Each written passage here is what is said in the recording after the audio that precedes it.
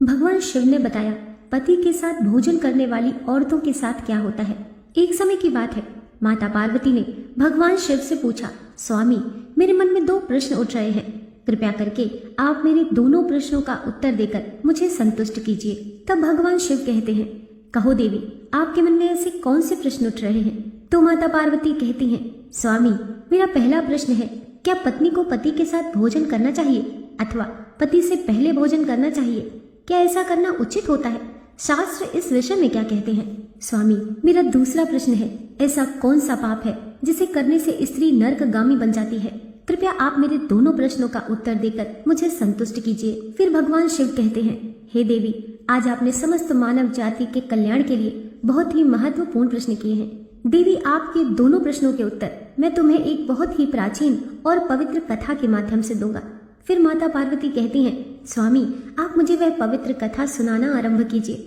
फिर भगवान शिव माता पार्वती को वह पवित्र कथा सुनाना आरंभ करते हैं। प्राचीन समय की बात है, अयोध्या नगरी में राजा इक्ष्वाकु राज करते थे। वे बहुत बड़े धर्मात्मा थे। उनका विवाह काशी नरेश की पुत्री सुदेवा के साथ हुआ था। सुदेवा बहुत ही गुणवान, चरित्रवान और पतिव्रता स्त्री थी। महाराज इक्ष्वाकु ने अपने जीवन में अनेक यज्ञ तथा पुण्य के काम किए थे। उनकी नगरी के पास ही एक घना वन था।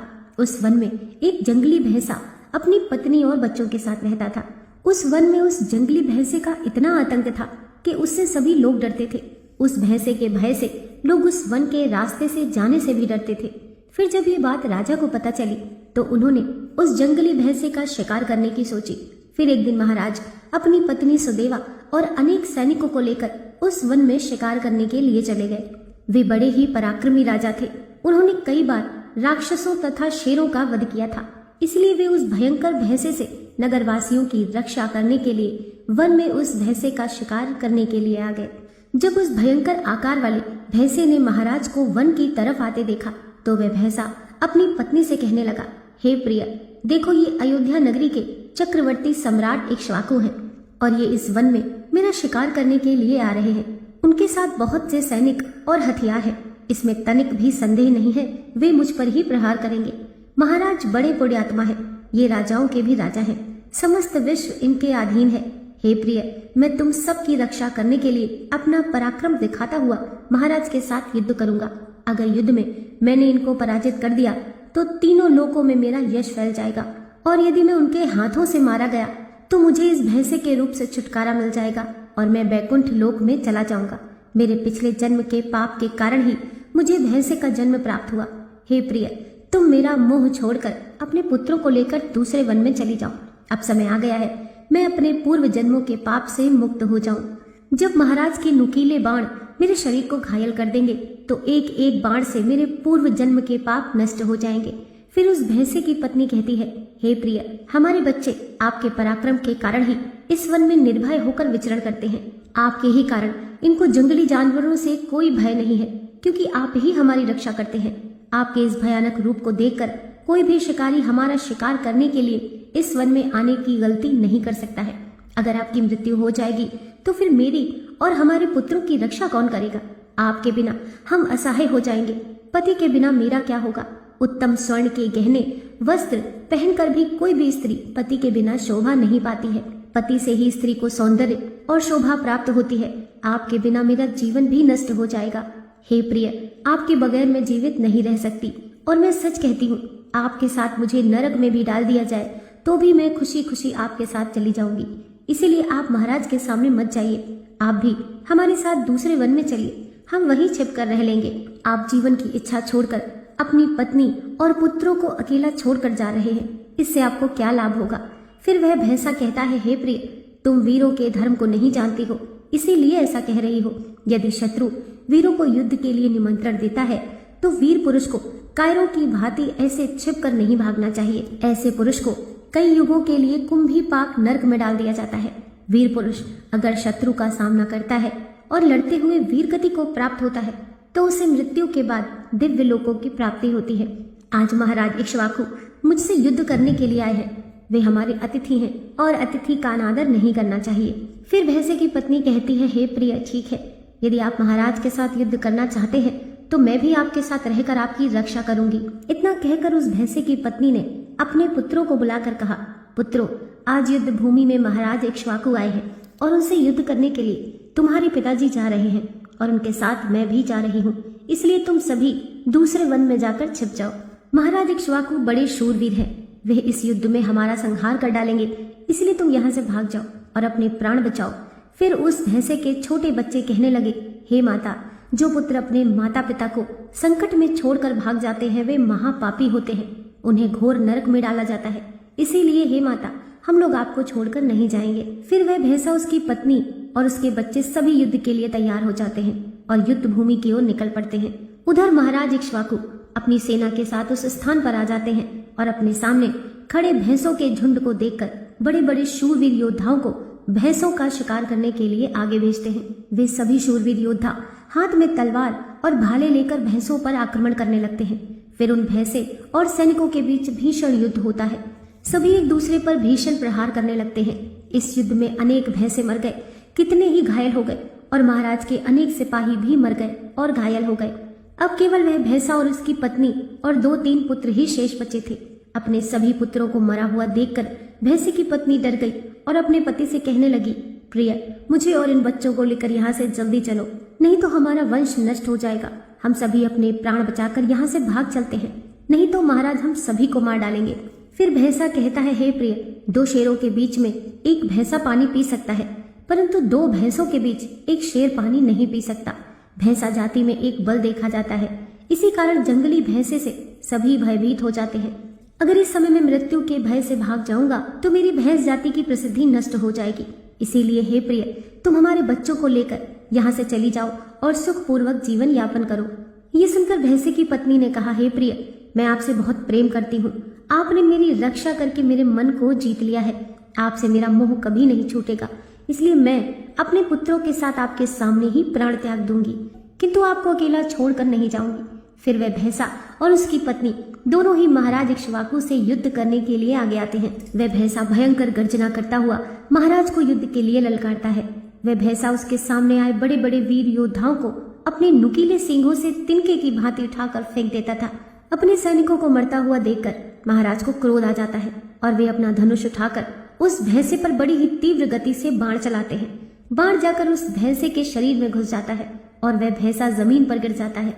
फिर महाराज उस पर प्रहार करते हैं और उस भैंसे को मार डालते हैं। फिर महाराज के सैनिक भाले लेकर उस भैंसे की पत्नी को मारने के लिए उसकी ओर जाने लगते हैं। भैंसे की पत्नी अपने बच्चों के सामने खड़ी हो जाती है और बच्चों से कहती है, बच्चों, जब तक मैं यहाँ पर खड़ी हूँ तुम यहाँ से भाग जाओ। फिर भैंसे का बड़ा बेटा कहता है, हे माता, अपने प्राणों के भय से मैं आपको मरने के लिए छोड़कर कैसे भाग जाऊं? अगर मैं ऐसा करूं तो मुझ पर धिक्कार है। मैं युद्ध में शत्रु को परास्त करूंगा। तुम अपने पुत्रों को लेकर यहाँ से चली जाओ। फिर उसकी माँ ने कहा, हे पुत्र, मैं तुझे अकेला छोड़कर कैसे चली जाऊं? इतने में ही राजा के सैनिक उन भैंसों के पास आते हैं और उन पर प्रहार करने लगते हैं। भैंसे का बड़ा बेटा युद्ध करता हुआ अनेक सैनिकों को मार गिराता है। तब महाराज आगे जाकर उस भैंसे के बड़े बेटे को भी मार गिराते हैं। अपने पुत्र को मरा हुआ देख भैंसे की पत्नी अत्यंत क्रोधित हो जाती है और अपने नुकीले सींगों से प्रहार करने लगती है। उसने भी अनेक सैनिकों को मार डाला। इस घटना को महारानी सुदेवा देख रही थी। तब वे राजा से कहती हैं, स्वामी, उस भैंसे की पत्नी आपके सैनिकों को मार रही है, आप आगे जाकर उसका वध क्यों नहीं करते? तब महाराज कहते हैं, हे प्रिय, यह एक स्त्री है और मेरा ये वचन है कि मैं स्त्री का वध नहीं करूंगा। स्त्री का वध करने से महापाप लगता है, इसलिए मैं उसे नहीं मार सकता। इतना कहकर राजा चुप हो गए। फिर महाराज की सेना में राघव नाम का एक सैनिक था। उसने उस भैंसे की पत्नी पर प्रहार किया और उसे जमीन पर गिरा दिया। भैंसे की पत्नी मूर्छित होकर जमीन पर गिर पड़ी और लंबी लंबी सांसें खींचने लगी। जब रानी सुदेवा ने उसे बेहोशी की अवस्था में देखा तो उन्हें उस पर बड़ी दया आई और उन्होंने ठंडा जल लेकर उसके मुख में डाला और फिर उसके सारे शरीर पर डाल दिया, जिससे उसे होश आ गया। भैंसे की पत्नी ने रानी को उस पर ठंडा जल डालते हुए देखा तो वह बहुत प्रसन्न हुई और मनुष्य की वाणी में बोलने लगी, हे रानी, आपने मुझ पर ठंडा जल डालकर मुझे कष्ट से मुक्ति दिलाई है, तुम्हारा कल्याण हो। भैंसे की पत्नी के ऐसे वचन सुनकर रानी सुदेवा को बड़ा आश्चर्य हुआ। वह सोचने लगी, ये तो आज मैंने बड़ी विचित्र बात देखी। ये भैंसे की पत्नी तो मनुष्य की वाणी में मधुर और स्पष्ट बोल रही है। फिर रानी ने भैंसे की पत्नी से कहा, हे भद्रे, तुम कौन हो? तुम्हारा बर्ताव विचित्र है। तुम पशु होकर भी मनुष्य की वाणी में बोल रही हो। तुम मुझे तुम्हारे पूर्व जन्म का वृतांत सुनाओ। किस कारण से तुम भैंस की पत्नी बनी हो? फिर वह कहने लगी, हे रानी, मेरे पति ने पिछले जन्म में ब्राह्मणों का अपमान किया था, इसी कारण से उन्हें भैंसे का जन्म प्राप्त हुआ है। अब मैं आपको मेरे पूर्व जन्म की कहानी सुनाती हूँ। हे रानी, मध्य देश में काशी नामक एक नगर था। उसमें देवदत्त नाम का एक ब्राह्मण रहता था। मैं उन्हीं देवदत्त ब्राह्मण की पुत्री थी। उन्होंने मेरा नाम कलावती रखा था। उस समय उस नगरी में मेरे जितनी सुंदर स्त्री कोई और नहीं थी। अपने सौंदर्य और रूप के घमंड में मैं उन्मत्त हो गई थी। मेरी मुस्कान बड़ी मनोहर थी। जब मैं जवान हुई तो मेरा सुंदर रूप देखकर मेरी माता को बड़ा भय लगने लगा और मेरे पिता से कहने लगी, स्वामी, हमारी कन्या जवान हो चुकी है, उसका विवाह क्यों नहीं कर देते? इसे शीघ्र ही किसी वर को सौंप दीजिए। फिर ब्राह्मण ने कहा, हे प्रिय, मैं अपनी पुत्री का विवाह उस पुरुष के साथ करूंगा जो विवाह के बाद मेरे घर पर ही निवास करेगा। कलावती मुझे बड़ी प्रिय है, मैं इसे अपनी आंखों से दूर नहीं होने देना चाहता। फिर एक दिन गंगाधर नामक जवान ब्राह्मण हमारे द्वार पर आया। मेरे पिता उसके ज्ञान और सुंदरता को देखकर बहुत प्रसन्न हुए और उससे मुझे विवाह करने के लिए पूछ लिया। फिर मेरे पिता ने गंगाधर से मेरा विवाह कर दिया और वे हमारे साथ ही हमारे घर पर रहने लगे। परंतु मैं अपने माता पिता के लाड़ प्यार से बिगड़ चुकी थी, अपना विवेक और शक्ति खो चुकी थी। मैंने अपने पति की कभी सेवा नहीं की, कभी उनके चरण स्पर्श नहीं किए। मैं सदा उन्हें क्रूर दृष्टि से देखती थी, उनका अपमान करती थी, उन्हें नाम लेकर पुकारती थी, उनके भोजन करने से पहले भोजन कर लेती थी। मैं अपनी मर्जी से इधर उधर घूमती थी और बात बात पर अपने पति का अपमान करती थी।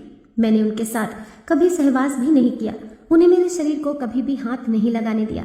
गंगाधर बहुत ही शांत स्वभाव का था। उन्होंने मुझे अनेक दिनों तक सहन किया। फिर एक दिन वे अत्यंत दुखी होकर मुझे छोड़कर चले गए। मेरे पति के जाते ही मेरे पिता बहुत दुखी होकर मेरी माँ से कहने लगे, हे प्रिय, हमारे दामाद हमारी बेटी को छोड़कर चले गए। ये हमारी बेटी ही पापिन है। दामाद तो विद्वान थे, मैं नहीं जानता था कि हमारी पुत्री कलावती दुष्ट और कुलनाशिनी होगी। फिर मेरी माँ ने कहा, स्वामी, हमारी पुत्री आपके ही लाड़ प्यार से बिगड़ गई है, इसे सही राह पर लाने के लिए आपको ही कुछ करना होगा। पिता के घर में रहने वाली कन्या दुराचारी बन जाती है, इसीलिए कन्या को कभी घर पर नहीं रखना चाहिए, उसे उसके पति के पास ही रखना चाहिए। आप इसका त्याग करके इसे इसके पति के पास भेज दीजिए। इस प्रकार से माता के वचन सुनकर मेरे पिता बहुत क्रोधित हुए और मुझसे कहने लगे, अरे पापनी, हमारे कुल में कलंक लगाने वाली दुराचारणी, तेरे ही कारण से गंगाधर हम सबको छोड़कर चले गए। इसलिए तेरा पति जहाँ भी है तू वहीं पर चली जा, अथवा तुझे जो स्थान अच्छा लगे वहां पर चली जा। फिर मैं अपने घर को छोड़कर चली गई। बाहर जाने पर लोग मुझे पापनी, कुल्टा, दुराचारणी कहकर संबोधित करते थे। इसलिए मैं अपने पति को ढूंढती हुई जंगल से गुजर रही थी। मुझे जोर से प्यास लगने लगी। फिर थोड़ा आगे चली तो एक कुटिया दिखाई दी। वहां जाकर मैंने पीने के लिए पानी मांगा। उस कुटिया में रहने वाली मेनका नाम की एक स्त्री ने मुझे देखकर अपने पति से कहा, हे स्वामी, द्वार पर एक स्त्री पानी मांग रही है। फिर मेनका का पति वही गंगाधर था जिन्होंने मेरा त्याग किया था। मुझे देखकर उन्होंने मुझे पहचान लिया और अपनी पत्नी से कहने लगे, हे प्रिय, ये मेरी पहली पत्नी कलावती है जो मुझे बहुत प्रिय थी, इसलिए तुम इसका आदर सत्कार करो और इसे अपने घर में स्थान दो। फिर मेनका ने अपने पति की आज्ञा का पालन करते हुए मुझे घर के अंदर बुला लिया और मुझे पानी पिलाया। फिर उसी क्षण अचानक हृदयघात से मेरी मृत्यु हो गई। फिर मुझे यमदूत उठाकर यमपुरी ले गए और वहां पर चित्रगुप्त ने मेरा लेखा जोखा देखा और यमदूतों से कहा, हे दूतों, इस पापन स्त्री ने अपने पति का बहुत अपमान किया है। ये पति से पहले ही भोजन कर लेती थी, अपने पति का नाम लेकर पुकारती थी, उसे घर का काम करवाती थी, इसलिए इस पापन को ले जाकर नर्क में डाल दो।